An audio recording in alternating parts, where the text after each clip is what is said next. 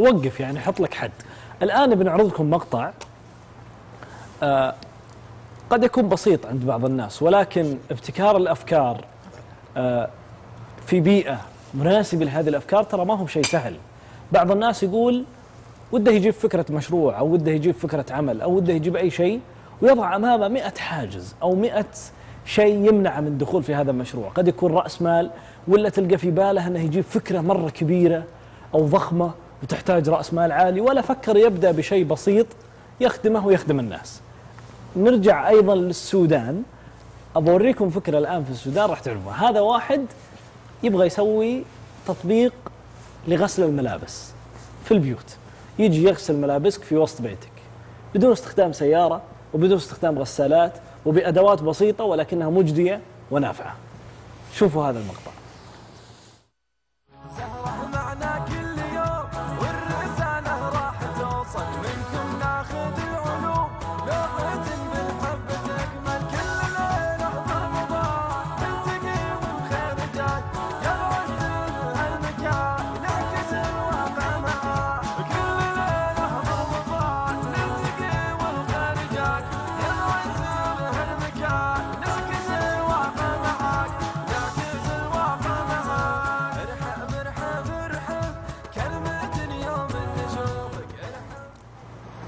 فكرة خفيفة مناسبة لبيئة قد القرية اللي في السودان قد كانوا يعانون من غسل الملابس، فجاء هذا الرجل وابتكر هذه الفكرة بالسياكل.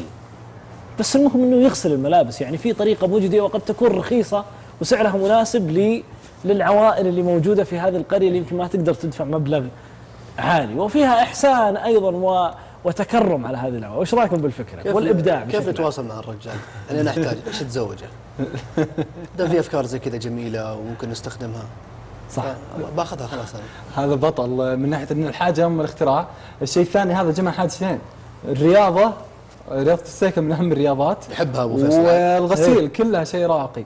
ودي انه يكون عندنا بالعوائل السعوديه هذا موجود بكل بيت، تسوي رياضه وتغسل ملابسها بالطريقه هذه. ذبحتنا التقنيه. لا رائع. وفعلا المجتمعات هذه الصغيره سبحان الله يطلع منها افكار.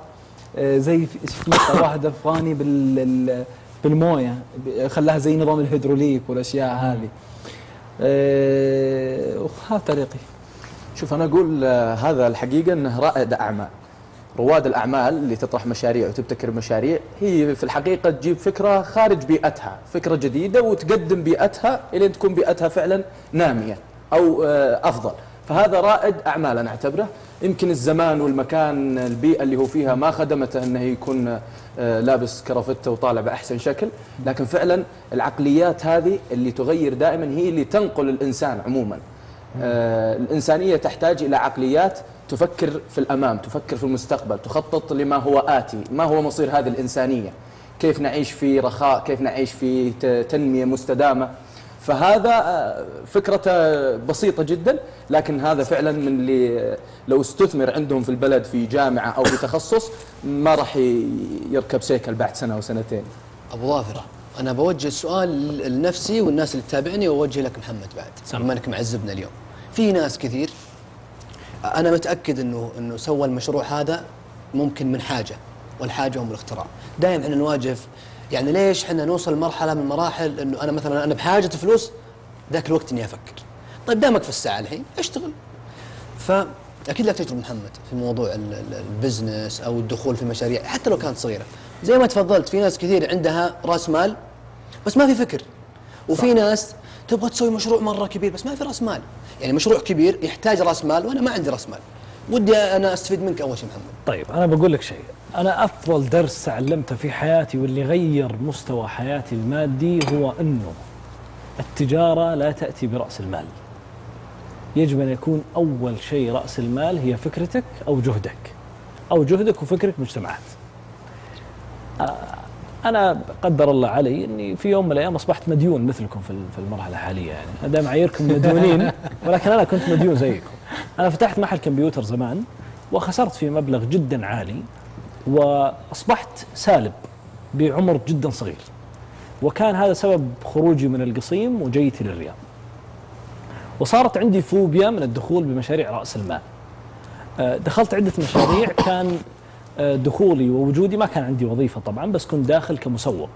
كنت أشتغل مع شركة اسمها توب لاين، وبعدها انتقلت لوظيفة صغيرة كنت أعمل كمندوب مبيعات. كلها طبعا عشان ترجع خسائرك يعني. كلها عشان أرجع خسائري، تبدأ من جديد. لأنه الراتب الحالة ما كان يكفي. فكنت دائما إذا اشتغلت شغلة أقول عطني نسبة، لو ما تعطيني راتب الألف بس عطني نسبة من الشيء اللي أنا أجيبه لك، عشان أقدر أخذ راتب عالي بناء على شغلي وجهدي. ما يصلح تشتغل 14 ساعة ولا 15 ساعة ولا 8 ساعات راتبك ثابت، وبالنهاية راتبك ثابت. فالحمد لله وفقني الله في شغلة بعدين كانت في تسويق العقار، وقدرت أدخل منها مبالغ جدا جيدة خدمتني جدا في تعديل وضعي المادي إلى مرحلة جدا عالية. آخر سنتين بدأت أطبق النصيحة اللي جتني، إن رأس المال ترى ما هو شيء مهم في التجارة، بل يجب أن يكون بدايتك وعملك في التجارة هي بدون رأس مال. أنا ماني بتاجر ولا هو بدخلي المادي، لكن كيف أكون لي دخل مادي بناء على تخصصي. أذكر شاب، وذكرت قصته أكثر مرة لأني أعتبره مثال بالنسبة لي، كان يعمل، هم اثنين، واحد كان يعمل في قطاع صحي وكان الرجل يحتاج راتب زيادة على راتبه لأنه هو كان يعول أسرة، فراح لسوق الجملة وبدأ ياخذ سبح ودهن عود. فراح بدأ يبسط عند مساجد، ذاك الوقت كان البسط عند المساجد، كان هو مع سيارة حتى حلوة يعني، وشكل الولد مرتب وأنيق يعني، فما حس إنه في أحد قاعد يشتري منه. فنصحه واحد إنه لازم يضبط هندامه، مو بلازم يلبس بدلة مثلا، البس ثوب وشماغ وعقال وتعطر وطيب نفسك وخلي الناس تعرف إنك ابن البلد، وتكلم خليك جريء وكأنك يعني أنت تملك مشروع جدا ضخم. وتحول بعدين مشروع إلى مشروع جدا ضخم، وبدأ يدخل ضعف راتبه مرتين في الشهر بسبب السبح اللي كان يبيعها. القصة الثانية كانت لشخص كان يبسط في تمر، يروح للسوق يشتري ب500 ريال تمر ويروح يبسط في بسطات يبيع على البقالات، وبنهاية اليوم أو يومين بربح أعلى. بعدين يروح يرجع للسوق وياخذ تمر. الآن عنده 3 محلات تمر، واحد في الرياض واثنين في بريدة في القصيم. فبعض الناس دائما يضع الحاجز إنه كيف أنا أجيب رأس مال، من وين لي رأس مال؟ لو باخذ مثال، ما عليش أنا بطول يعني، لا بالعكس، أنا أبغى الناس تستفيد. محمد، أنا مستثمر في الشأن الاجتماعي، وكان بداية استثماري أني نفذت مشاريع كانت تطوعية، وبعدين تحولت هذه المشاريع إلى مشاريع مدعومة من جهات حكومية وجهات خاصة، وكان آخرها منصة حكي. منصة حكي أنا بنيت فكرة، وأنا ما عندي مانع أني أعطيكم الفكرة كاملة، أعطيكم الطريقة اللي أنا عملت فيها، لأنه لا يعني العلم المفروض ما يكتم ويطلع للجميع عشان نقدر نستفيد منه. كونت فكرة بناء على تخصصي علم اجتماع ومهتم كثير في الشأن الاجتماعي. كتبت فكرة وحطيتها في برزنتيشن كويس وملف PDF رائع، وعرفت أنا وش أبغى من هذه الفكرة. وكانت الفكرة عبارة عن منصة يظهر فيها متحدثين من 7 تخصصات مختلفة أو 10 تخصصات مختلفة، وكل تخصص يتحدث في لمدة 7 دقائق ويحكي زبدة تجربته وليس قصة حياته. يعني قصص أنا ما يهمني أنت إيش مريت فيه من ظروف وأبوك كيف تعامل معاك ومدرستك، لا، أنا أبغى تخصصك، تكلم لي كيف بدأت في تخصصك، كيف تجاوزت الصعاب لين وصلت للمرحلة اللي أنت فيها. طلع معانا الحمد لله نفذنا 3 منصات الآن، ولكن هذه المشاريع عشان تنجح لازم يكون فيها استدامة مالية واضحة، والاستدامة المالية تبنى على أمرين: واحد أن يكون الاستدامة المالية عبارة عن منتج أن تبيعه وتأخذ ربح منه وتكمل مشروعك، أو أنك تبحث عن رعاة يدعمون هذا البرنامج. أنا بحثت عن رعاة، قدمت البرنامج على منصات حكومية، قبلوه مباشرة، دعموني في أكثر من المبلغ اللي أنا كنت طالبه، وأصبح مشروع رسمي، وأصبحت شريك لبنك التنمية بعد ما أنا كنت موظف فيه واستقلت منه، رجعت لهم من وراء. يعني المشروع تنفذ. أنا أنصحكم بهذه الفكرة، أنت مصمم، أنت رسام، أنت مهندس، أنت أي شيء، اكتب فكرة وابحث عن رعاة. ترى هذا خط من خطوط التجارة اللي تقدر تجيب فيها ربح مالي بدون رأس مال، وعالي جدا ويجعل لك مكانة اجتماعية. ما تصور قديش يعني الأفكار الإعلامية.